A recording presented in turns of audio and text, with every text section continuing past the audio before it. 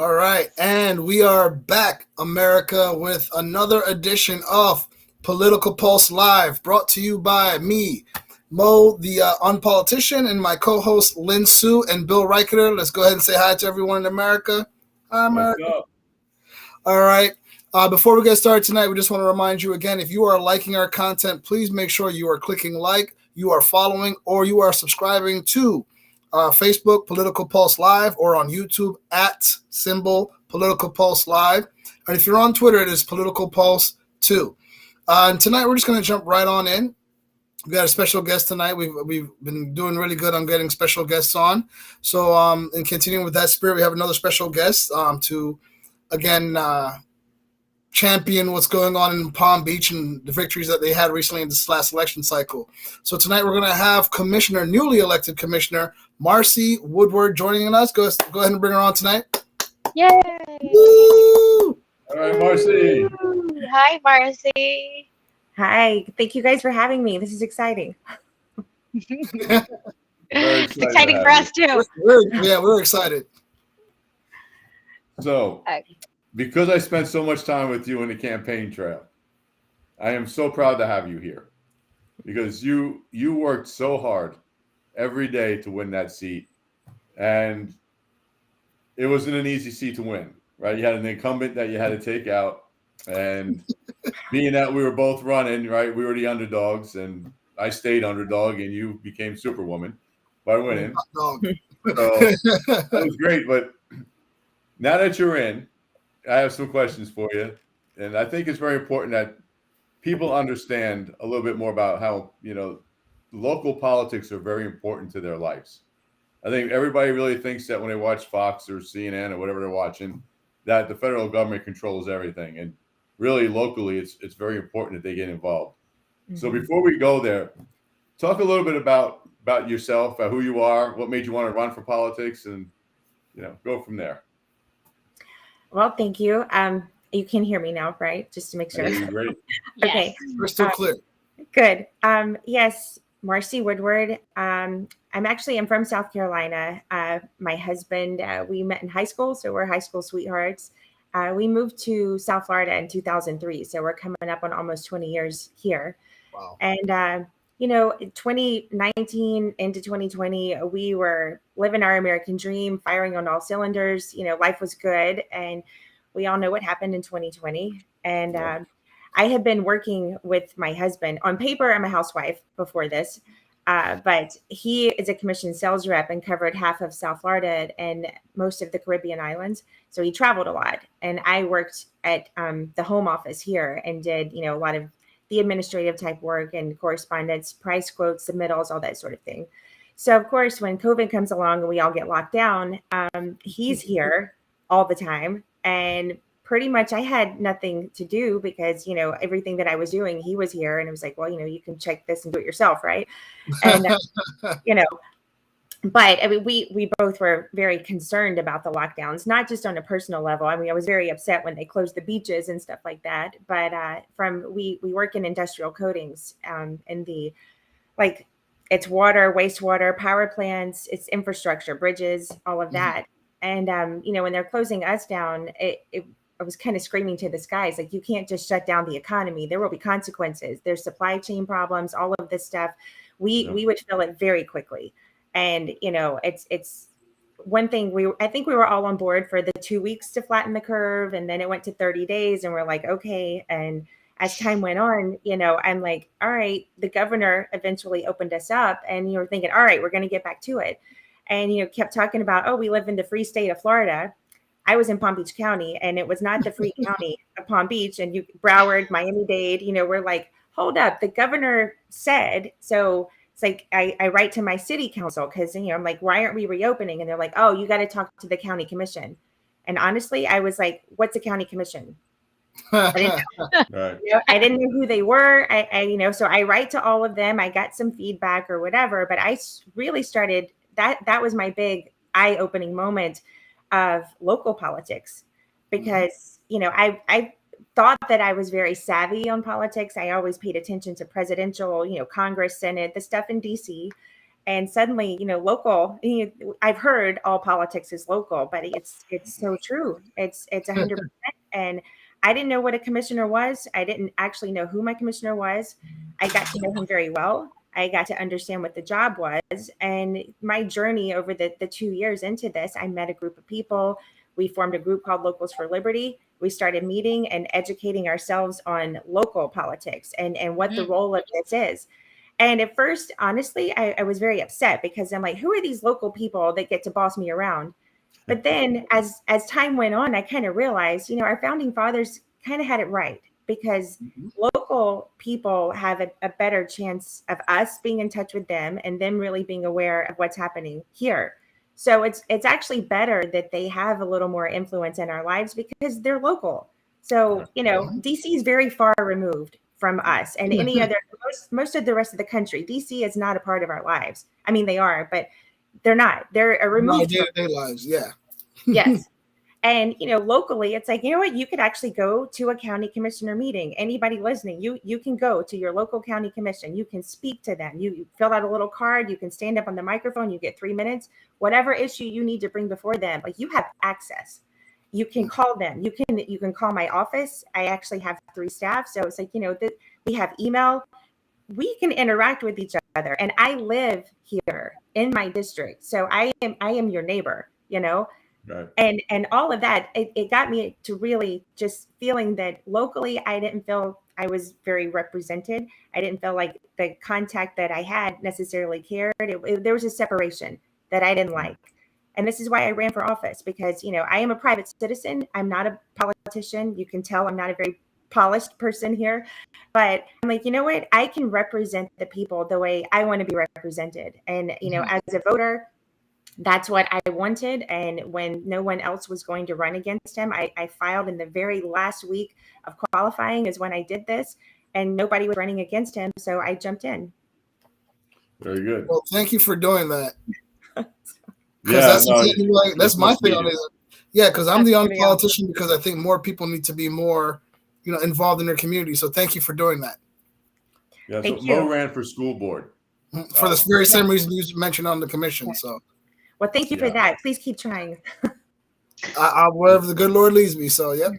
Mm-hmm. So Marci, explain what the role of the county commission is. What happens at a county commission level that affects people's lives?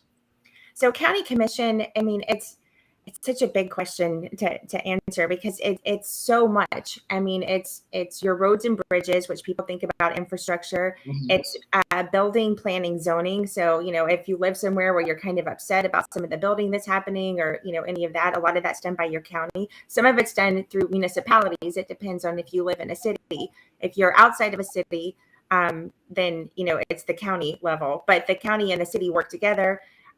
Even within a city, like, we have county roads and bridges, there's state roads and bridges, but the county really is the conduit for facilitating all of this. So even from a federal level, there's federal roads, and, all the way down to your local municipality. The county is like kind of the business end of all of that. Right. And also, a lot of your human resources, like community services, for the elderly, even for like children health services, in even mental health services. We work closely with the sheriff, managing the budget for them. And like all of your property taxes, it goes through the county. So we deal a lot, like we set the ad valorem taxes on your property taxes. And anytime stuff comes on the ballot, like for sales taxes, there's an extra 1% for this or that. It's just the business of the county. Like, really, all the business that happens in your life that you don't really think about is running through your county commission. Wow. Yeah. Very well put. Yeah, it's funny because people don't realize it. They have no clue. They just think that the government sets a standard and we all follow through. And you know what I find interesting? She says she's not a politician, but she gives like the best explanation on local politics. This again is what we want. We want real people saying real things about our politics. So, she's a real person. Most politicians just explain it the way politicians understand it, right? I think when she's acting as she's like a resident with a title. Like there you go, resident with a title. Yeah, and so it makes us as a resident understand it much better. So I actually copied that from my commissioner, who says she's a which she she's a is. We had resident her on with the a show. title. Right. Yeah. Good. Mm-hmm.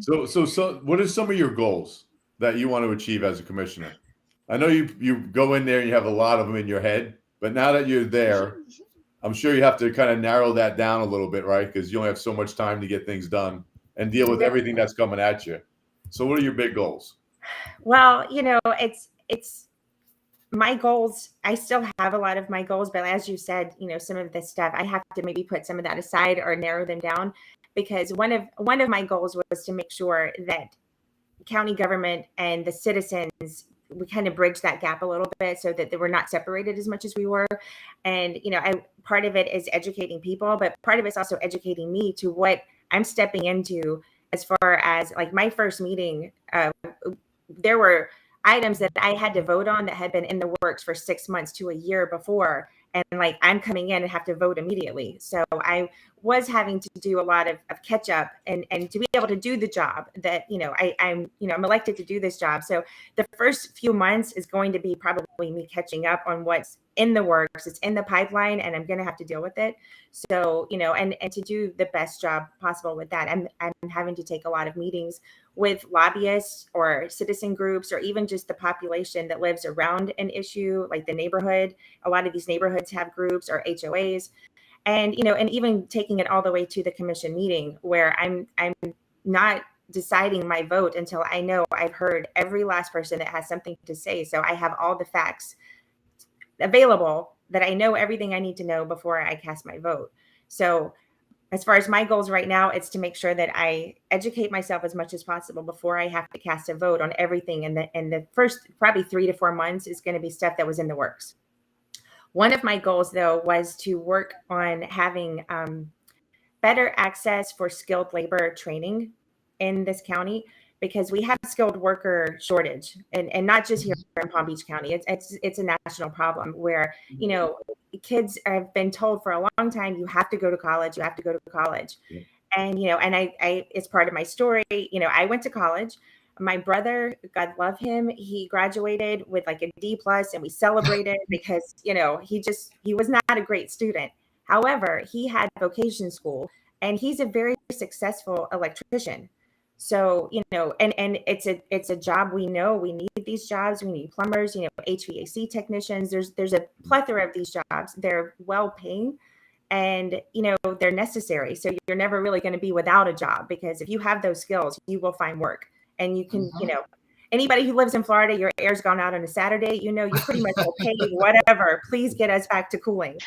So, and I actually did get appointed to the Career Source Board, which is, they're more of like a job facilitator as far as connecting people who are looking for jobs with employers, but they also work with people who are looking for employment, but maybe aren't quite, they don't have all the skills necessary, or they could get just a few, extra training or certifications to get them into better paying jobs. And I was able to get on that board. We will start meeting next month. So I'm excited about that. That is one of the goals I had, and it looks like I'm going to be able to get into that pretty quickly in the next year. Wow.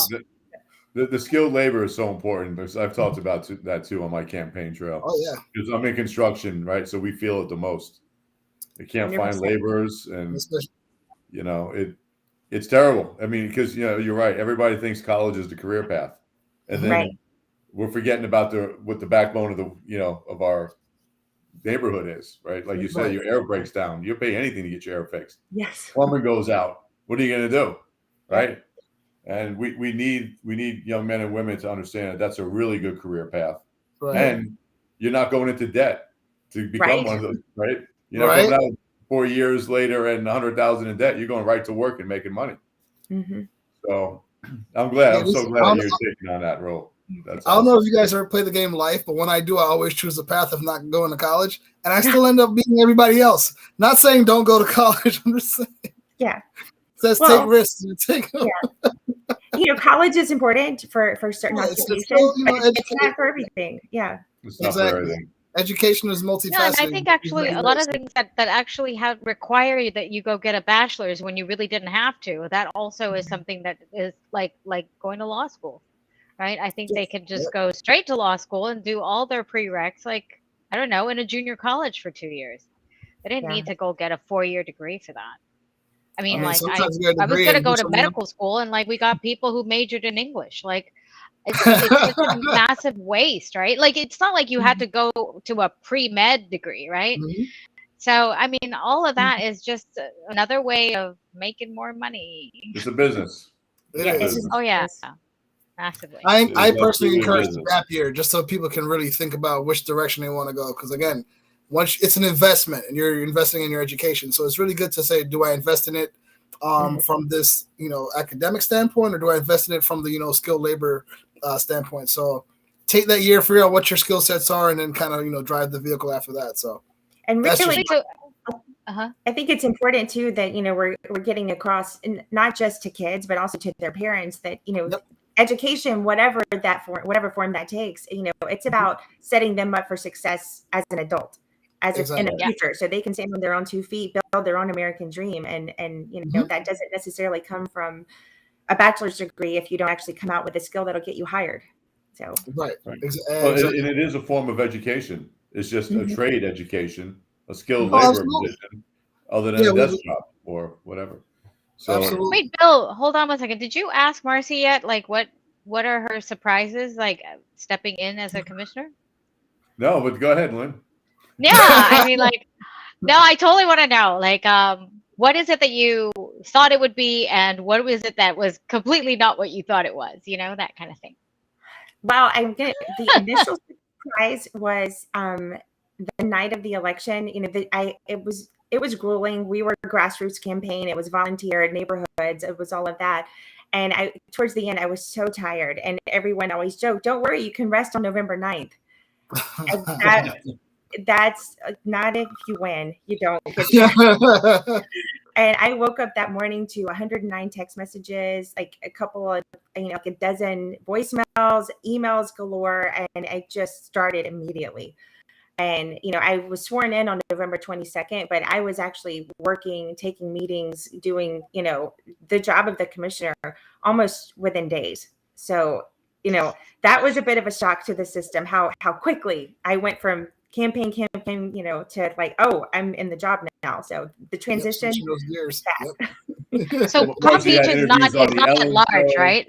The election is not at large, so it's specifically It's like, okay, Yeah. got it. No, Yeah. that's good, because if you had to do an Palm Beach at large, like that would be Yeah. Yeah. Okay. And my district is 170,000 voters, and Ooh. it's still pretty large. It's from the Turnpike in Boca to the coastline, and then it's up Boynton or Delray, Boynton, and then all of the municipalities up to Manalapan. So I have 12 municipalities in my district. So it was plenty enough for me to handle and just survive. You got a whole county in your district. Yeah. So did you get a lot of participation It's a from state the public? website. Mm-hmm. Right? I'm What sorry. were you saying, Bill? No, I said you get a lot of participation from the public on comments and stuff, or is there just certain people that make up the voice of almost everybody in your district? It really depends on the issue.